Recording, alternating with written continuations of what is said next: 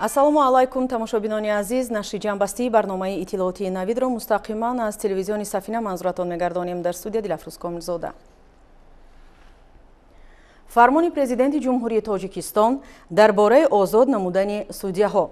мутобиқи моддаи 69 Конститутсияи ҷумҳурии Тоҷикистон фармон медиҳам. Абдураҳмонзода Умеда аз вазифаи судяи суди ноҳияи Спитамени вилояти Суғд, Нозимзода Шодиҷон Латиф аз вазифаи судяи суди ноҳияи шаҳри Тузи вилояти Хатлон бинобар содир намудани кирдоре ки шаъну эътибори судяро пас мезанад, озод карда шаванд. Президенти ҷумҳурии Тоҷикистон Эмомалӣ Раҳмон, шаҳри Душанбе, 25 августи соли 2021.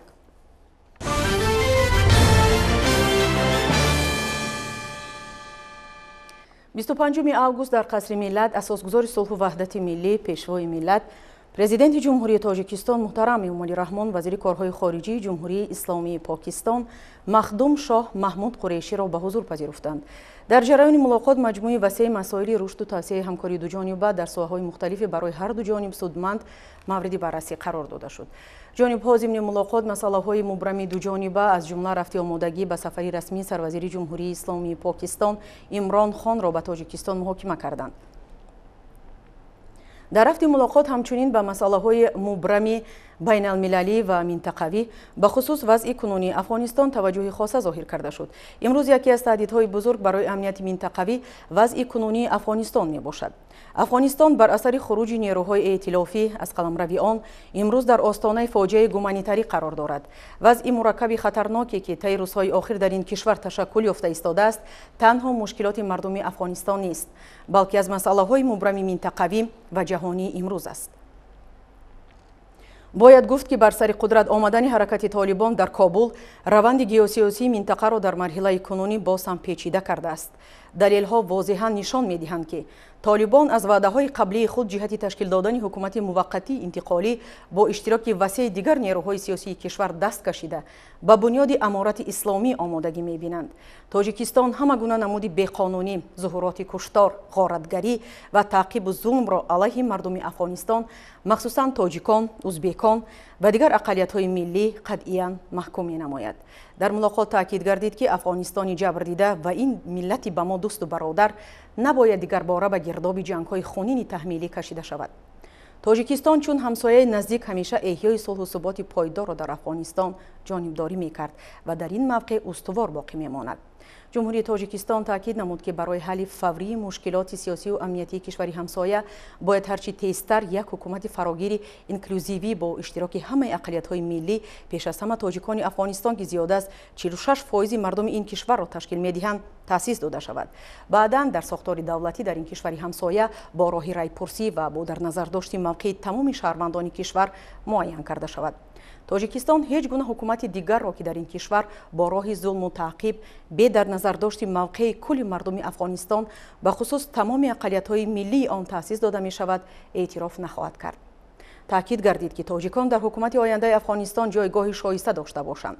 тоҷикистон аз ҷомеаи ҷаҳонӣ даъват ба амал меорад ки барои таъмини сулҳу субот дар Афғонистон ва ҳарчи тезтар муътадил гардонидани вазъияти мушкили сиёсиву амниятии он бо роҳи гуфтушунидҳо чораҳои фавриро бинад.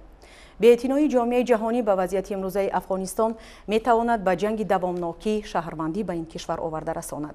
таъкид гардид ки Тоҷикистон тарафдори барқарории ҳарчи зудтари сулҳу субот ва амнияти Афғонистони ҳамсоя аст ва мо бар онем ки дар пешбурди ин раванд Созмони Милали Муттаҳид бояд нақши калидӣ дошта бошад. дар асоси таҷрибаи сулҳофарӣ ва ваҳдати миллии Тоҷикистон, пешвои миллат муҳтарам Эмомалӣ Раҳмон оиди роҳҳои таъмини сулҳу субот ва рушди мӯътадили миёнбаъдаи кишвари ҳамсоя пешниҳодҳои худро ба ҷониби Покистон расонид. вазири корҳои хориҷии ҷумҳурии исломии Покистон Махдум Шоҳ Маҳмуд Қурешӣ дар суҳбат бо хабарнигорон мулоқоташ бо пешвои миллат муҳтарам Эмомалӣ Раҳмонро созанда ва ба нафъи мардуми кишвари ҳамсояи Афғонистон номида изҳор дошт ки Покистон муштаракан бо ҷумҳурии Тоҷикистон ҳамаи имкониятҳоро ҷиҳати ба эътидол овардани вазъи сиёсӣ дар Афғонистон истифода хоҳад кард. ассалому алайкум намояндагони васоити ахбори умум. Ман имрӯз хушҳол аз он будам ки имконият доштам бо президенти ҷумҳурии Тоҷикистон мулоқотҳои пурсамар доир намоем. Дар доираи мулоқотҳои имрӯза мо вазъияти имрӯзаро дар ҷумҳурии исломии Афғонистон баррасӣ намудем ва инчунин ман ба президенти ҷумҳурии Тоҷикистон вобаста ба мавқеи ҷумҳурии исломии Покистон марбут ба ин масъала фикру ақидаи худро пешниҳод намудам. вазъияти имрӯзаи Афғонистон ва тағйирёбии он дар оянда метавонад ба кишварҳои ҳамҷавори бевоситаи Афғонистон пеш аз ҳама таъсири бузург расонад. имрӯз мақсади асосии мо ин дар якҷоягӣ ба таври муштарак бо тамоми ҷонибҳои манфиатдор баррасӣ намудани вазъияти имрӯза ва муайян намудани роҳҳои ояндаи масъалаи мазкур мебошад. Афғонистон кишваре мебошад ки дар он намояндагони ақалиятҳои миллии гуногун зиндагӣ мекунанд ва ҳар як ақалияти миллӣ инчунин манфиатҳои худро дорад ва онҳо ҳуқуқ доранд ки зиндагии орому осуда дошта бошанд. барои ҳамин ҳам имрӯз ҷумҳурии исломии Покистон тарафдори таъсиси ҳукумати фарогир дар Афғонистон мебошад ки дар он намояндагони тамоми қавмҳо метавонанд ба таври фаъол иштирок намоянд ва фикр мекунам ки ҳукумати фарогир ва системаи фарогир дар Афғонистон барои мақсадҳои ягонаи сулҳу суботи минтақа метавонанд мусоидат намояд. таъмини сулҳу суботи шаҳрвандони Афғонистон ва инчунин эҳтироми ҳуқуқи инсон барои Покистон аҳамияти хоса дорад ва ман бовар бар он дорам ки масъалаҳои мазкур барои ҳамсояҳои бевоситаи ҷумҳурии исломии Афғонистон ва тамоми минтақа ҳам ниҳоят муҳим ҳисоб меёбад. мо имрӯз бо тамоми намояндагони сатҳи роҳбарияти Афғонистон дар гуфтушунидҳо қарор дорем то он ки вобаста ба таъсиси як ҳукумати фарогир ба мувофиқаи муайян расем. ман имрӯз дар шаҳри Душанбе дар асоси дархости сарвазири ҷумҳурии исломии Покистон муҳтарам ҷаноби Имронхон қарор дорам. мехостам ба виҷа қайд намоям ки сарвазири ҷумҳурии исломии Покистон ҷаноби Имронхон нисбати президенти ҷумҳурии Тоҷикистон муҳтарам Эмомалӣ Раҳмон як эҳтироми хоса зоҳир мекунанд ва ҳардуи сарони кишварҳои мо муносибатҳои сатҳи баланд ва хеле наздик доранд. барои ҳамин ҳам имрӯз ман ба шаҳри Душанбе омадам то он ки фикру ақидаи роҳбарияти ҷумҳурии Тоҷикистонро ва инчунин маслиҳати муҳтарам ҷаноби олиро вобаста ба масъалаҳои мазкур пайдо намоям. аз ҷониби дигар сарвазири ҷумҳурии исломии Покистон имрӯз бесаброна интизор ҳастанд ки дар ҳамоиши дар пеш истодаи сарони кишварҳои узви созмони ҳамкориҳои Шанхай ки дар шаҳри Душанбе баргузор мегардад иштирок намоянд ва дар доираи ҷаласаи мазкур инчунин бо роҳбарони дигар кишварҳои минтақа вохӯриҳои пурсамар доир намоянд. мо инчунин дар доираи мулоқоти имрӯза имконияти доир намудани як вохӯрии маҷозии намояндагони махсуси кишварҳои ҳамсояи бевоситаи Афғонистонро вобаста ба масъалаи Афғонистон баррасӣ намудем ки ман боварӣ дорам вохӯрии ёки мулоқоти намояндагони вижаи кишварҳои мо оид ба Афғонистон метавонад барои вохӯрии маҷозии вазирони корҳои хориҷии кишварҳои ҳамсояи бевоситаи Афғонистон як заминаи хубе фароҳам орад то он ки мо дар сатҳи вазирон вобаста ба он ки чӣ гуна барои таъмини сулҳу субот дар Афғонистон ва таъсиси як ҳукумати фарогир метавонем роҳҳои ҳалли муайянро пайдо намоем то дар натиҷаи кӯшишҳои мо тамоми ақалиятҳои миллии дар Афғонистон зиндагӣ карда истода бо ҳам тавонанд дар фазои сулҳу оромӣ зиндагӣ кунанд ва барои пешрафти кишвар саҳми худро гузоранд. муҳтарам президенти ҷумҳурии Тоҷикистон инчунин ба ман дар бораи он масъалаҳое ки он касро нигарон кардааст фикру ақидаи худро пешниҳод карданд ки ман ҳатман ин нигарониҳои муҳтарам ҷаноби президентро ба сарвазири ҷумҳурии исломии Покистон ҷаноби Имронхон хоҳам расонид. ташаккури зиёд.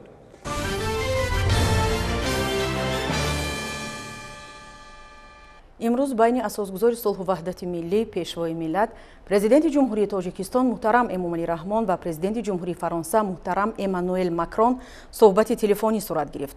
Дар оғози суҳбат пешвои миллат ба президенти Фаронса барои ташаббуси муҳокимаи масъалаҳои кунунӣ муносибатҳои дуҷонибаи Тоҷикистону Фаронса ва масъалаҳои мубрами рӯзномаи байналмилалӣ ва минтақавӣ изҳори сипос намуданд. зимни суҳбат ҷонибҳо ба мушкилоти Афғонистон ва ҳолати ваҳими сиёсии ин кишвар таваҷҷӯҳ карданд. таъкид шуд ки ба амнияти минтақаи Осиёи марказӣ вазъи кунунии Афғонистон таъсиргузор аст. Сарвари давлати мо бо нигаронӣ қайд карданд ки Афғонистон имрӯз бо сабаби таҳдиди воқеии мавҷи нави муқовимати шаҳрвандӣ дар остонаи фалокати башарӣ қарор дорад. таъкид гардид ки Тоҷикистон ҳамчун ҳамсояи наздиктарин ҷонибдори таъсиси як давлати сулҳуҷӯ ва устувор дар ин кишвар бо нақши ҳамоҳангсозии Созмони Милали Муттаҳид мебошад. Сарвари давлати мо ба президенти Фаронса дар бораи чораҳои ҷониби Тоҷикистон ҷиҳати таҳкими амнияти марзи Тоҷикистон бо Афғонистон дар ростои якбора бад шудани вазъ дар Афғонистон пас аз хуруҷи нерӯҳои эътилоф аз кишвар маълумот доданд.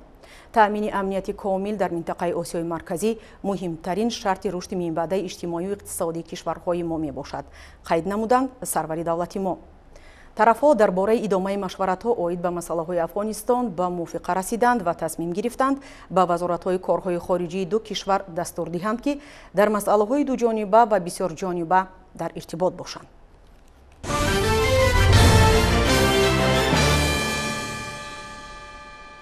дар остонаи фарорасии ҷашни фархондаи сисолагии истиқлолияти давлатии ҷумҳурии Тоҷикистон аз ҷониби пешвои миллат муҳтарам Эмомалӣ Раҳмон як қатор роҳбарону намояндагони мақомоти қудратӣ, низомӣ, амнияти ва судии кишвар ки дар фаъолияти корӣ натиҷаҳои назаррас доранд бо мукофотҳои давлатӣ қадрдонӣ карда шуданд.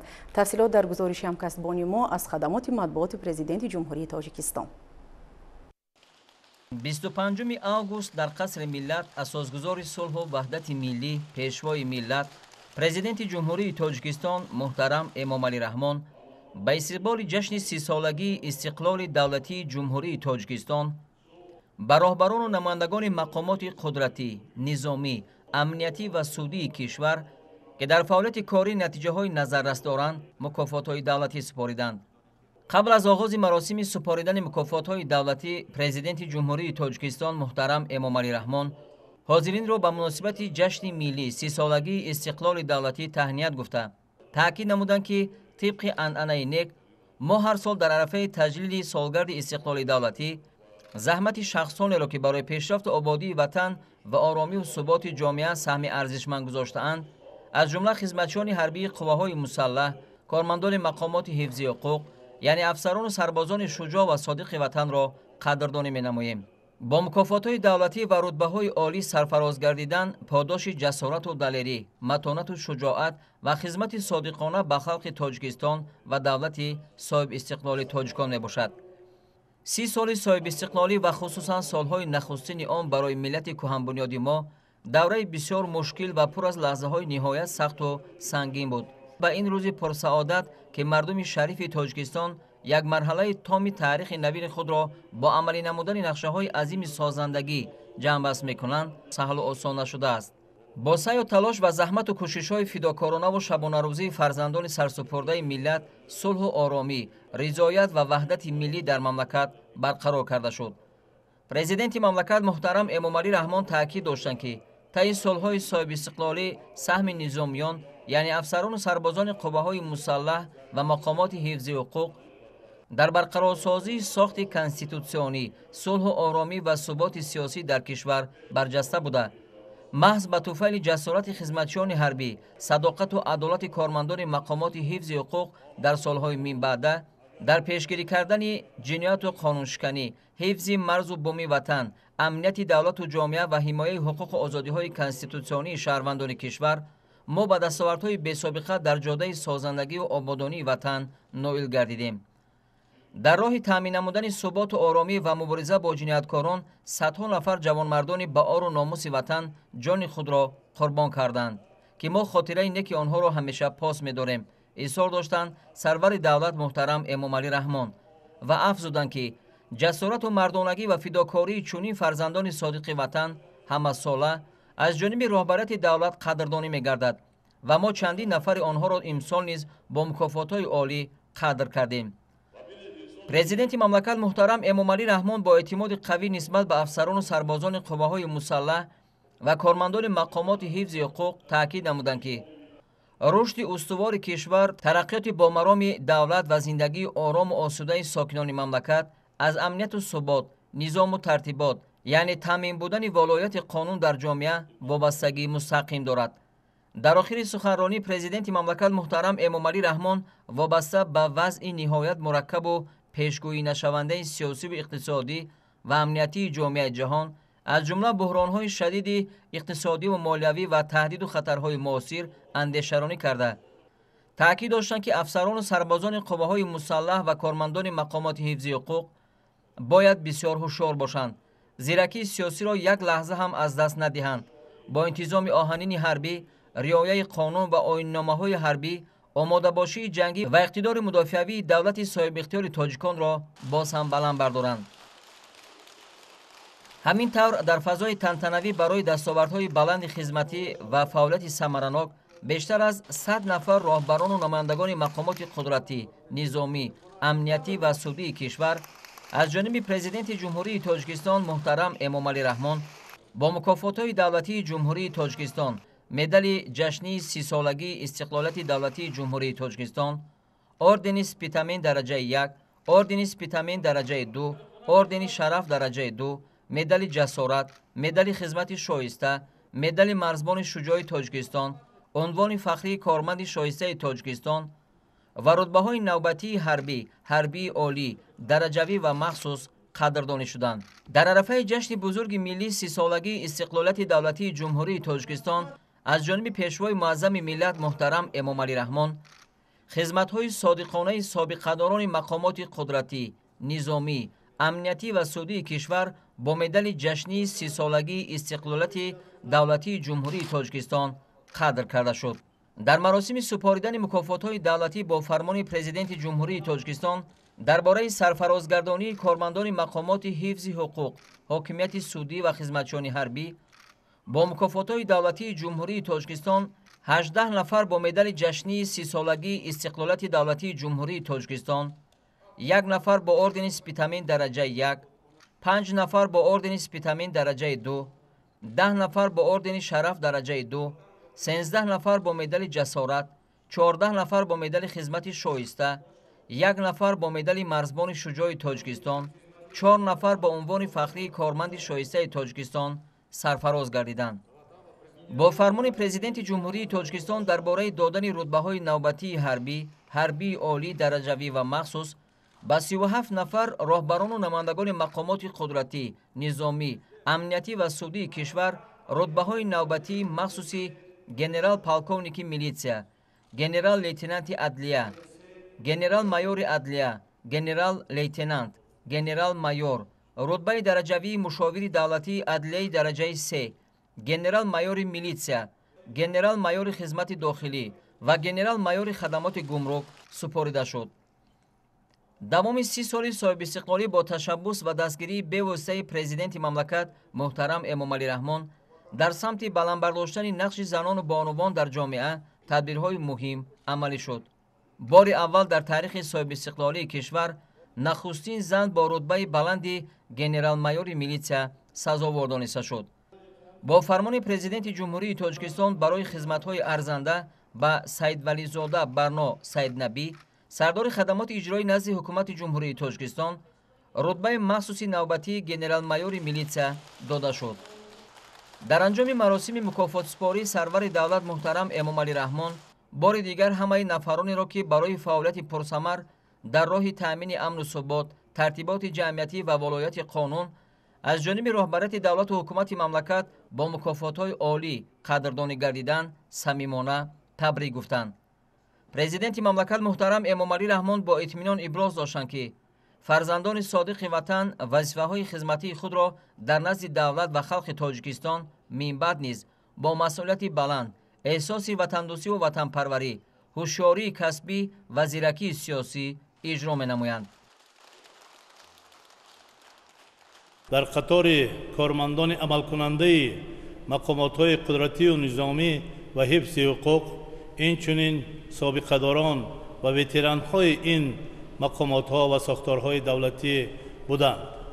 باید اقرار شد که در واقع این شهادت غمخواری و قدردانی سرور دولت پیشوای معظم ملت نه تنها به کارمندان عمل کننده، اینچنین به سابقه‌دارانی که در ظرف 30 سال استقلالیت دولتی جمهوری تاجیکستان برای برپا نمودن استقلالیت دولتی جمهوری تاجیکستان پابرجا ماندن تمام شاخه‌های رکن‌های دولتی حصه گذار بودن می باشد.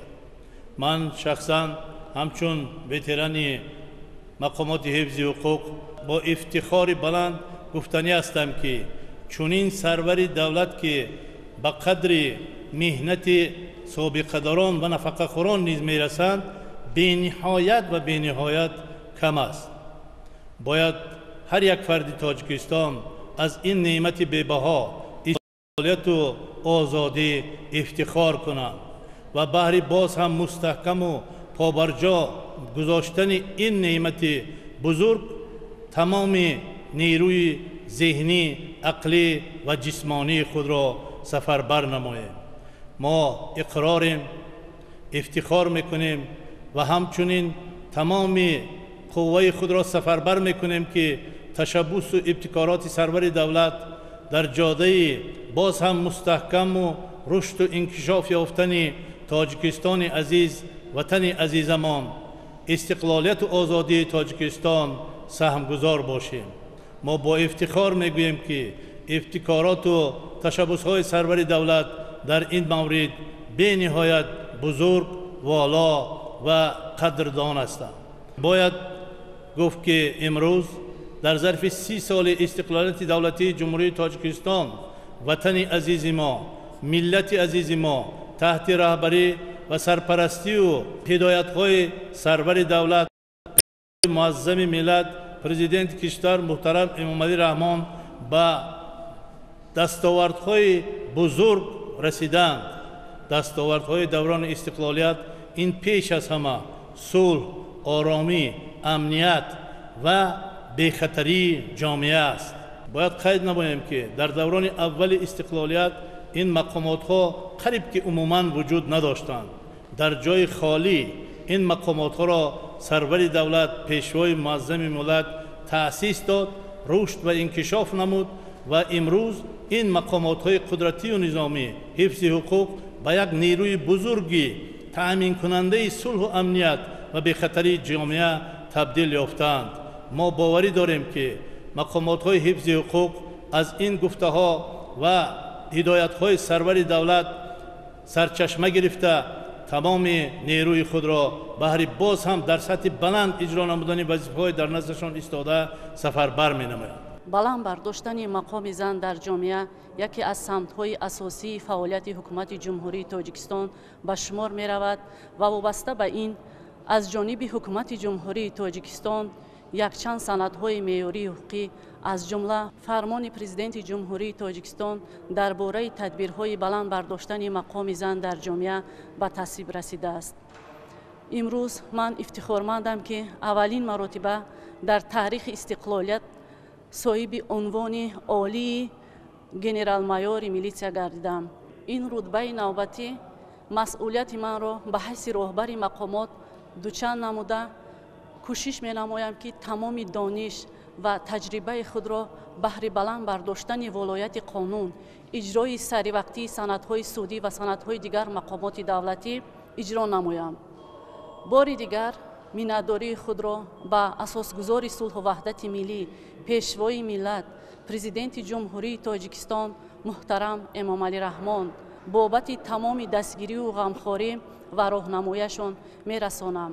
имрӯз дар арафаи ҷашни 30-солагии истиқлолияти давлатии ҷумҳурии тоҷикистон як қатор кормандони мақомоти корҳои дохилӣ ба рутбаҳои сатҳи олӣ ва мукофотҳои давлатӣ аз ҷониби асосгузори сулҳу ваҳдати миллӣ пешвои миллат муҳтарам эмомалӣ раҳмон сарфароз гардонида шуданд.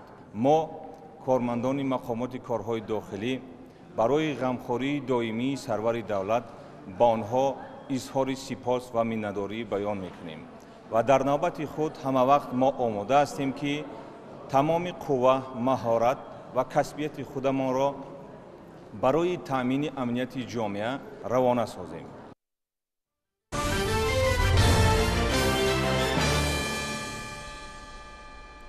امروز در شهر دوشنبه میان وزیر کارهای خارجی جمهوری تاجیکستان سیراج‌الدین مهریدین و وزیر کارهای خارجی جمهوری اسلامی پاکستان مخدوم شاه محمود قریشی که با سفر کاری در کشور ما قرار دارد ملاقات دوجانبه برگزار گردید. در واخور هر دو جانب رشد میانبعدی همکاری سیاسی و اقتصادی، امنیتی، گومانیتاری، شراکت در چهارچوب سازمان‌های بین‌المللی و منطقوی از جمله سازمان ملل متحد و سازمان همکاری‌های شانگهای را بررسی کرده هوسمندی خود را برای رشد میانبعدی آن ابراز داشتند. وزیران همچنین در رابطه با وضع کنونی در افغانستان و تأمین امنیت منطقوی مبادله افکار نمودند. همزمان در ملاقات جانب‌ها راجع به برگزاری سمیت جشنی شورای سران دولت‌های سازمان همکاری‌های شانگهای در دوشنبه تبادل افکار نمودند.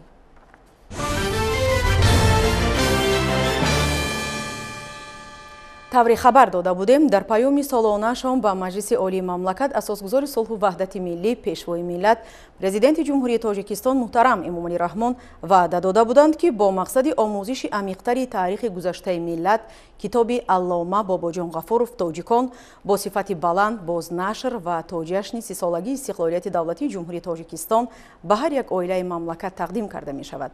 дар давоми сол ин китоб бо теъдоди зарурӣ аз чоп баромад ва аз оғози соли равон тақсимоти он шурӯъ гардид.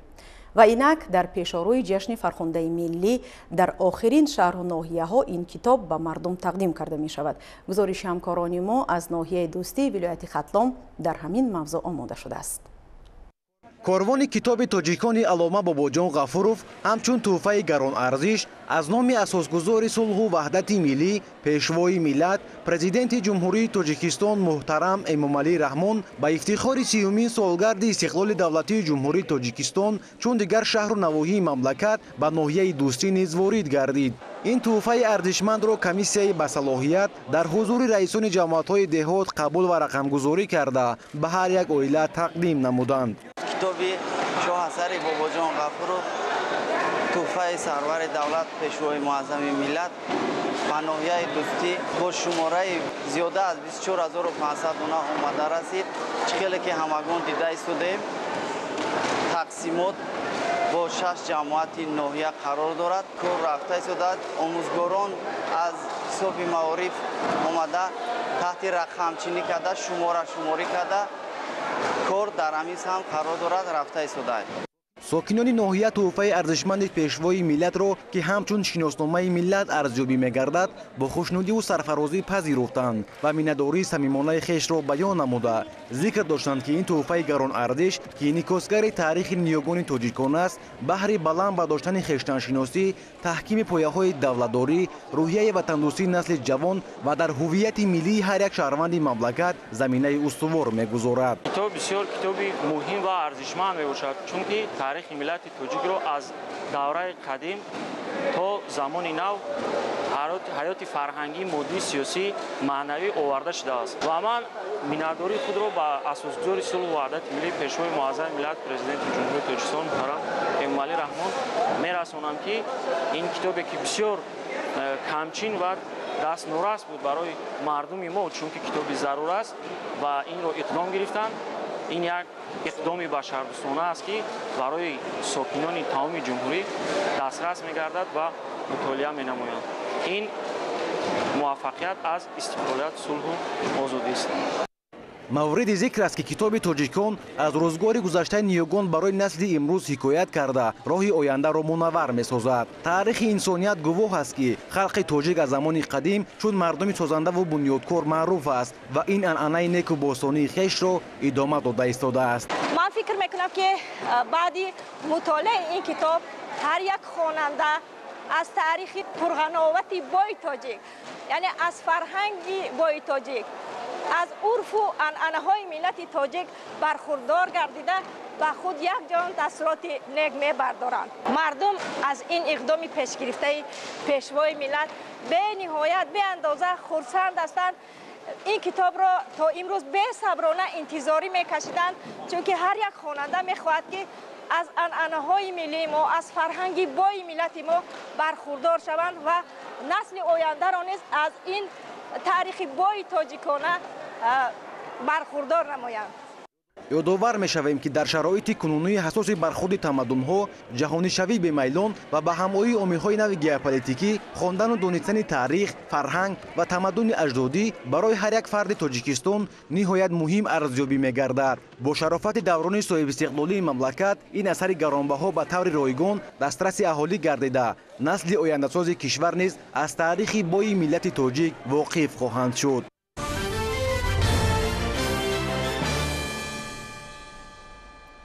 کاروانی پرباری کتاب با شاه اثر علامه باباجان غفورов تاجیکان به شهر اسفرای ولایت سوخت هم رسید. این تحفه پیشوای ملت محترم امامعلی رحمان را ساکنان شهر با خوشنودی زیاد قبول کردند.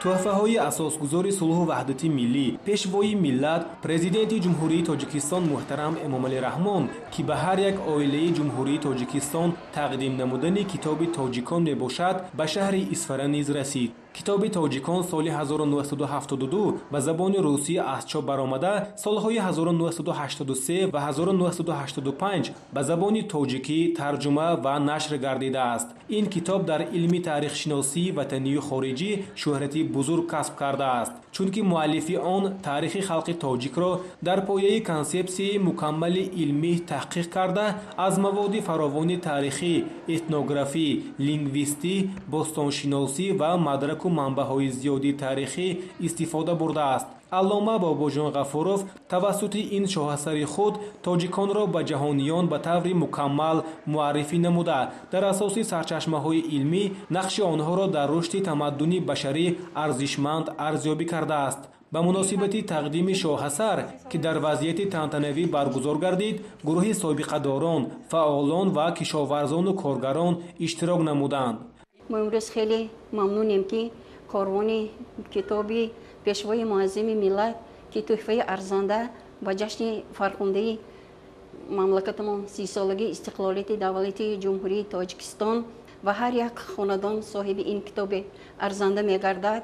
هزارها سال پیش از این اساسگذار ادبیات کلاسیکی تاجیک استاد ابو عبدالله رویدکی فرموده بودند که هر که ناآموخت از گذشت روزگار هیچ ناآموزد ز هیچ آموزگار. امروز پیشوای معظم فرهنگ دوست ما برای خلق تاجیک تحفه از هم قیمتترین کتاب تاجیکانی اکادمیک باباجان غفورov را تقدیم نموده ایستادند. هر یک فرد سالم عقل تاجیک از گذشته خود به واسطه این کتاب آگاه می‌گردد و افتخار از دولت و دولتداری می‌نماید. و ما امروز افتخار از آن می‌کنیم که صاحب دولت، صاحب استقلالیم، صاحب فرهنگ هستیم و جهانیان ما را به واسطه این کتاب ارزنده می‌شناسد. نماینده پرزیدنت جمهوری تاجیکستان رکمینه سفرزاده نخست به سابقه داران کتاب را تقدیم نموده تاکید کرد که در عرفه جشن بزرگ ملی 30 سالگی استقلالیت جمهوری تاجیکستان تقدیم گردیدن این اثر بی‌زوال درک از آن می‌دهد که پیشوای معظم ملت محترم امامعلی رحمان برای بلندبردارانیدن حس خودشناسی، افتخار ملی و وطن دوستی شهروندان تا به حال خدمت‌های بزرگی را به اجرا رسانیدند و شاهاثر تاجیکان در این سمت تکانی جدی می‌بخشد.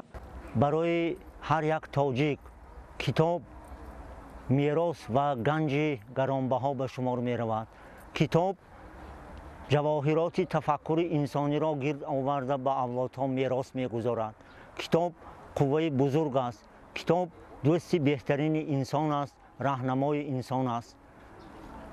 علل خصوص کتاب تاجیکان این شاه اثر تاریخی که از طرف اساسگذار صلح و وحدت ملی، پیشوای ملت، پرزیدنت جمهوری تاجیکستان محترم امامعلی رحمان امروزها در عرفه جشن بزرگ ملی 30 سالگی استقلالیت دولت جمهوری تاجیکستان به هر یک عائله تقدیم شده ایستاده است، خیلی تحفه گرانبها و بی‌بهاست. من شخصا این کتاب را حریصانه میخوانم و میآموزم ба аҳли оила муаррифӣ карда ба аҳли оила онро сатр ба сатр мутолиа намуда ҳар як шаҳрванди ҷумҳурии Тоҷикистон, ҳар як наврас, ҳар як ҷавони ҳозира ҳамин китобро омӯзад, аз гузаштагони сарбаланди мо ибрат гирад, амалҳои неки онҳоро ба зиндагии худ татбиқ кунад. мардуми шаҳри Исфара барои тӯҳфаи гаронбаҳо ба асосгузори сулҳу ваҳдати миллӣ, пешвои миллат, президенти ҷумҳурии Тоҷикистон муҳтарам Эмомалӣ Раҳмон арзи сипос намуда иброз карданд, ки аҳли ҷомеа, хусусан наврасону ҷавонон бояд ин китоби пурқиматро хонанд, омӯзанд ва тарғиб кунанду аз гузаштагони сарбаланди худ ифтихор намуда амалҳои неки онҳоро идома дода дар таҳкими сулҳу ваҳдат ва созандагию бунёдкориҳо саҳми шоиста гузоранд.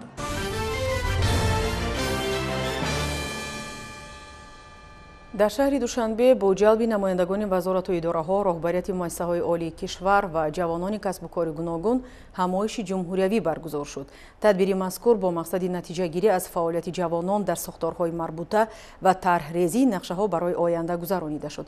гузориши навбатӣ дар он хусус таҳия шудааст.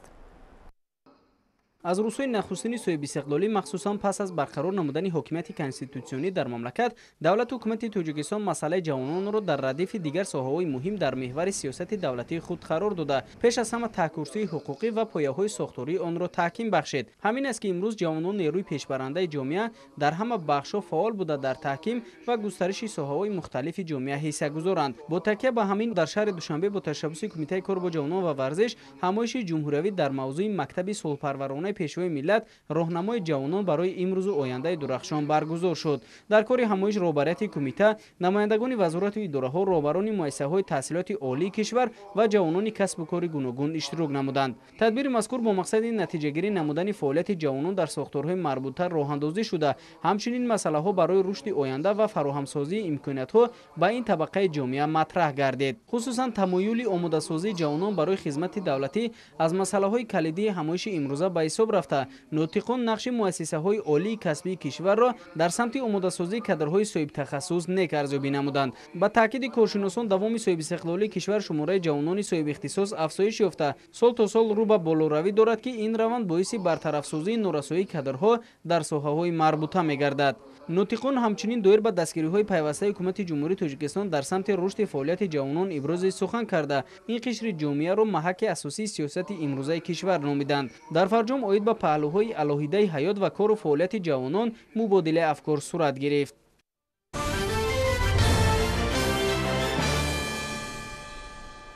дар доираи татбиқи 10-солаи байналмилалии об барои рушди устувор солҳои 2018-2028 дар 6 моҳи гузаштаи соли равон хотти оби нӯшокӣ дар чанд маҳаллаи аҳолинишини ноҳияи Спитамини вилояти Суғд беҳтар карда шудааст.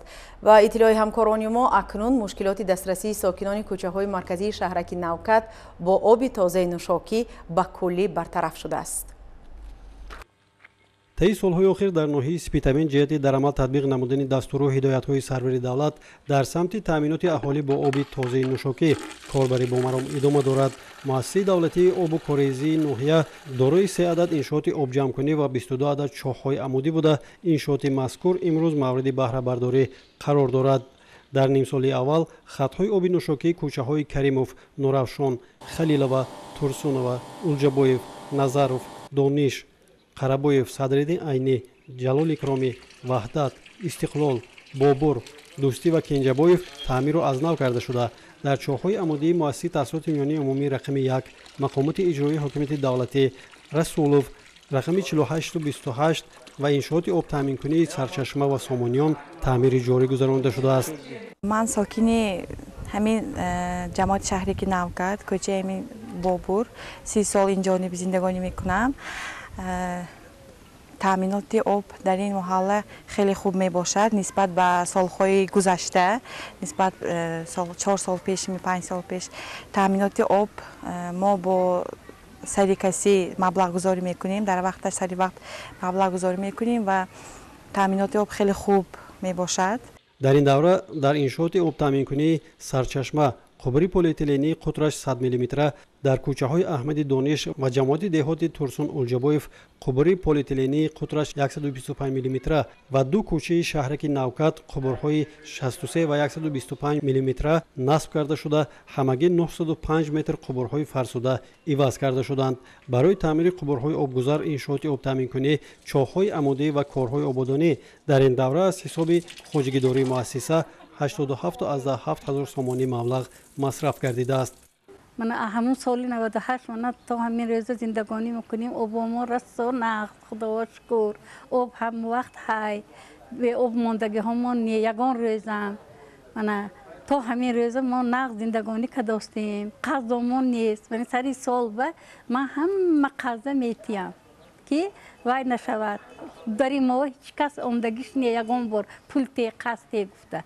همین خیلی هم در محله خودم میگم که پولش تیتان یکون تاتون زدیش که نکنیتان او یک روز نباشد بی آب مانیم اگر اولانگی تمام هم فقیر براشته میگردیتان قدوق میکویتان یکی گاب نیست است رحمتی کلام من کارگرایی همین و در کانال با هم موسم با дар доираи барномаи беҳтар намудани таъминоти аҳолии ҷумҳурии тоҷикистон бо оби тозаи нӯшокӣ муассисаи давлатии обу порезии ноҳияи спитамин дар 7 моҳи соли ҷорӣ корҳои зиёдеро ба самон расонида 18688 нафар ё худ 100% аҳолии ҷамоати шаҳрики навкат ва 22880 нафар ва ё 63% сокинони ҷамоати деҳоти турсун улҷабоевро бо оби босифати ошомиданӣ таъмин карда истодааст.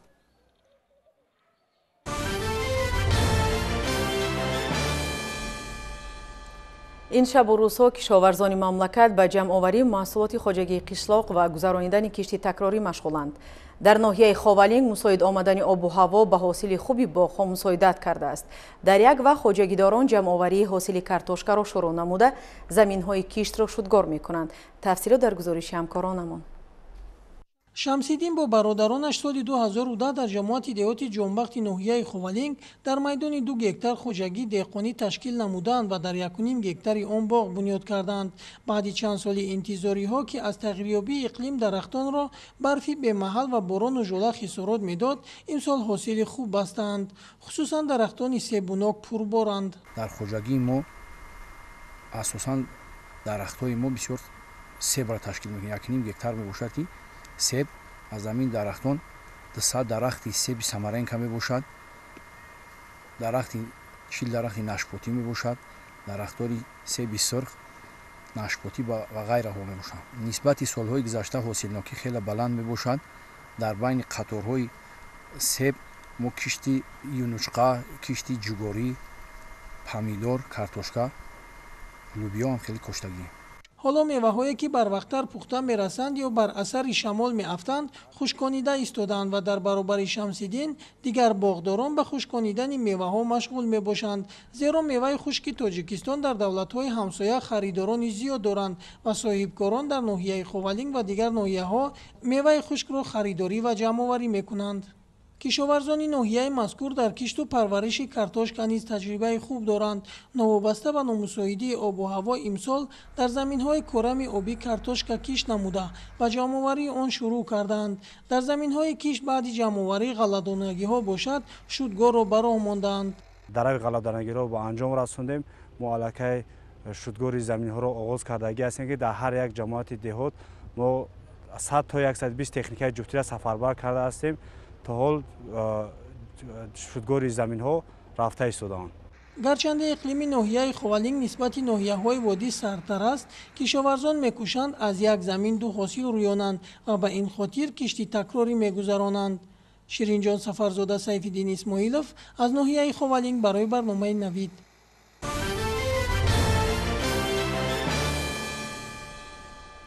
бахшида ба ҷашни 30-солагии истиқлоли давлатии ҷумҳурии Тоҷикистон ва пешорӯи шомил гардидани ёдгории таърихии Ҳулбук ба рӯйхати мероси фарҳангии ҷаҳонӣ 2 китоби нави илмӣ таҳти унвони харитаи бостоншиносии Тоҷикистон дар ноҳияи восеъ ва истеҳсолоти ҳунармандӣ дар хатлони асри миёнагӣ аз чоп баромад. китобҳо маҳсули заҳмати чандинсолаи бостоншиносони тоҷик мебошанд.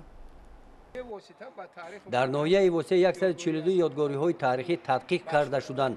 таҳти ҳамин унвон харитаи бостоншиносии тоҷикистон, ноҳияи восеъ, ёдгориҳои бостоншиносӣ ва китоби дигар бо номи истеҳсолоти ҳунармандӣ дар хатлони асри миёнагӣ аз чоп баромад. ин китобҳо заҳмати чандинсолаи бостоншиносони тоҷик, институти таърих, бостоншиносӣ ва мардумшиносӣ ба номи Аҳмади Дониш, Академияи миллии илмҳои Тоҷикистон ва Вазорати фарҳанги Тоҷикистон мебошанд.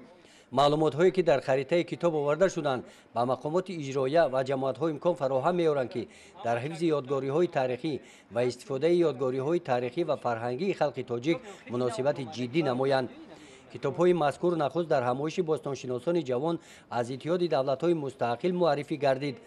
баъди муаррифии китобҳо дар қисмати чорабиниҳои амалӣ бостоншиносони ҷавон аз осорхонаи таърихии Ҳулбук дидан карданд. дар осорхона зиёда аз 10 000 нигораҳо нигоҳ дошта шуданд ки аз шаҳри қадимаи Ҳулбук ёфт гардиданд. ин бозёфтҳо нодир буда ба давраҳои гуногуни таърихи халқи тоҷик нисбат доранд.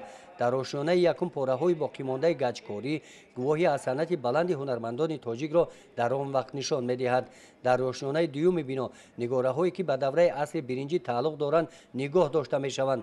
ин бозёфтҳо бо аксҳои ранга дар китоб дарҷ карда шуданд. бо шаҳодат ва пешниҳоди ҷаноби олӣ соли қаблӣ 5500 солагии мадади кишоварзӣ, ҳунармандӣ ва шаҳрсозии Тоҷикистон дар мисоли ёдгории санъат дар сатҳи ҷаҳонӣ ҷашн шуд. ва имрӯз Тоҷикистон агарчанде ки 93%-аш кӯҳу камтараш замини ҳамвор ҳам бошад, дар марзи Тоҷикистон тамоми ёдгорҳои бостонӣ ҳастанд ки аз давраҳои палеолитики поён ки таърихи миллионсола доранд то давраи хоҷагии истеҳсолӣ, давраи неолит, мису санг, аҳди биринҷӣ, баъдан асри оҳан, асрҳои антиқа, асрҳои миёна дар ҷаҳон маълуму машҳур ҳастанд. ва яке аз ёдгории ёдире ки мо имрӯз дар инҷо қарор дорем, шаҳри қадимаи Ҳулбук, ин як ёдгорие ҳаст ки дар давраи Сомониён дар асрҳои 9, 10, 11 қабилаҳои болои давраи Қарохониён дар мисолаш ҳамтон надошт. ин яке аз марказҳои маъмурии худталон буд, хатлонзамин буд. бинобар ҳамин ҳам хушбахтона бо пешниҳоди пешвои муаззими миллат ба рӯйхати пешакии ЮНЕСКО шомил гаштааст ва имрӯз маъмурияти осорхонаи ёдгории Ҳулбук кӯшишҳо ба харҷ додааст ки ҳуҷҷатҳои расмии онро, парвандаи онро аз ҷиҳати илмӣ асосно карда пешниҳод кунанд ва иншоаллоҳ ин ёдгории нодир ҳам дар қатори дигари ёдгориҳои бостонии Тоҷикистон ба ин феҳристи бонуфузи фарҳанги ЮНЕСКО шомил мегардад. дар ин сафар бостоншиносон бо бозёфти нодири дигар ана ин ҳамоми асри миёнагӣ шинос шуданд. ҳамом берун аз шаҳр бо хишти пухта сохта шудааст. ин бозёфтҳо гувоҳӣ аз он медиҳанд ки тоҷикон мардуми шаҳрнишин буда дорои фарҳанги бой мебошанд. гузориши хоҷа Назриев, Худойназар Зуҳуров аз ноҳияи восеъ барои барномаи иттилоотии Навид.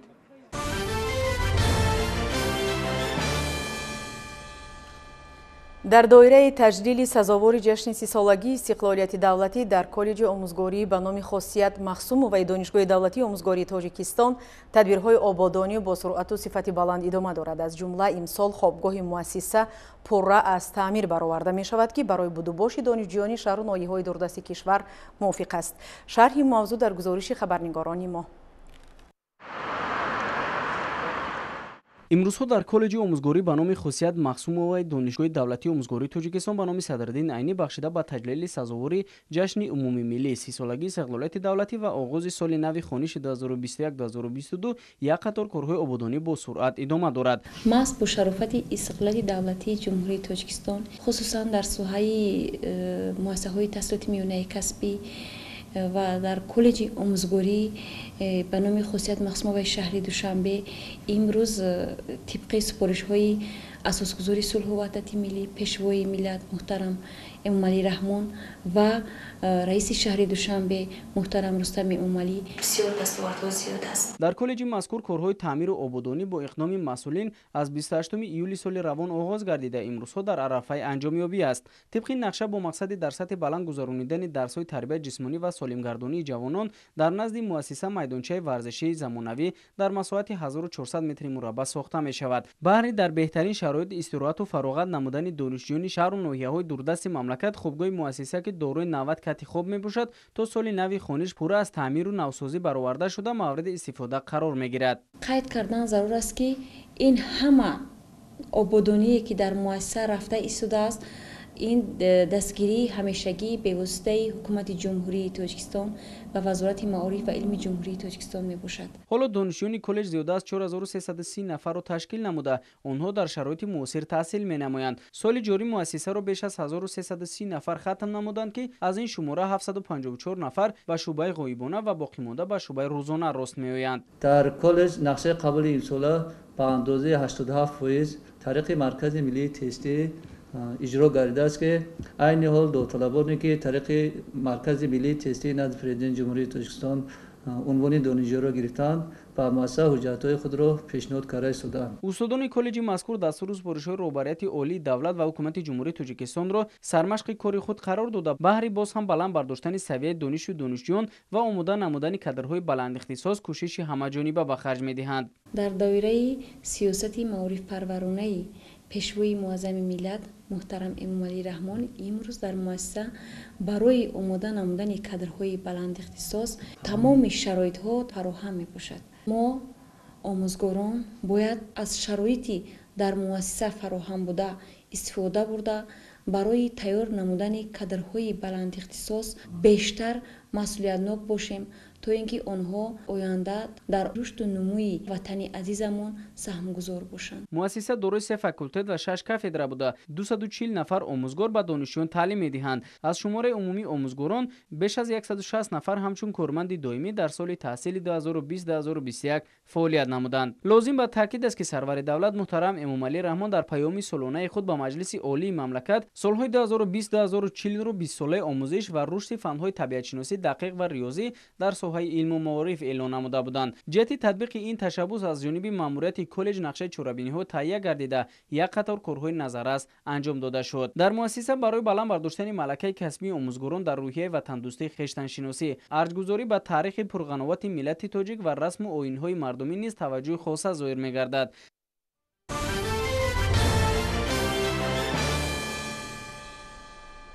طبق عادت در عرفه فرارسی سال نوی تحصیل کاری مهمی که در مؤسسه‌های تعلیمی به انجام رسانیده می شود تعمیر و تجدید صنفخانه‌ها و بهتر نمودن شرایط تعلیم می باشد. همین گونه کارهای تعمیری در همه مکتب‌های ناحیه شهری نو با مرام ادامه دارند. با اطلاع همکاران ما در تعمیر و تجدید تعلیمگاه‌ها والدین خوانندگان و صاحبکاران ناحیه نیز سهم می‌گذارند. امروزها تمام مؤسسه‌های تحصیلات میانه عمومی ناحیه شهری نو برای قبول خوانندگان همه‌جانبه آمادگی می‌بینند. با دستگیری مقامات اجرایی محلی و کمیته پدر و مادران امروز کارها در سمت تعمیر و تجدیداندن صنفخانه‌های تعلیمی به انجام رسیده.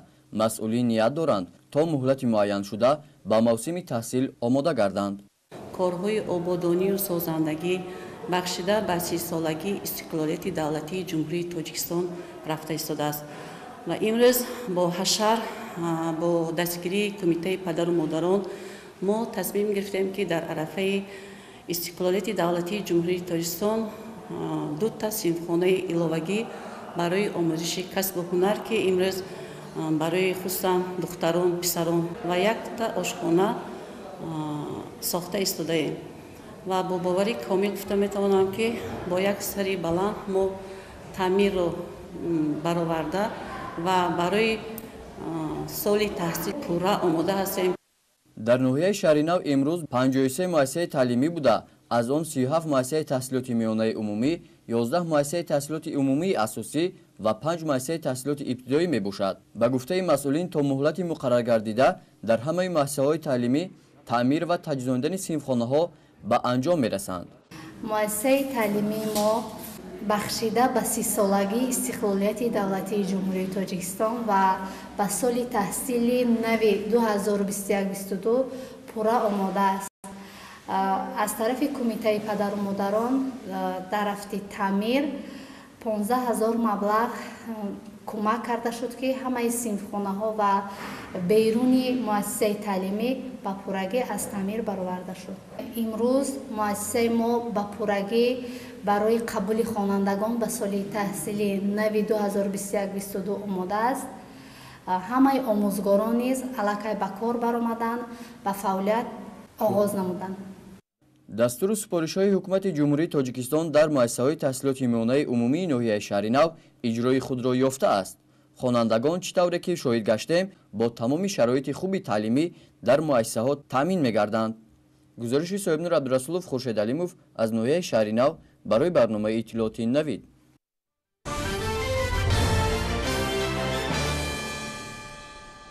бинандагони азиз, инҷо нашри ҷамъбастии барномаи иттилооти навид ба анҷом мерасад. То дидори оянда, сеҳатманду пирӯз бошед.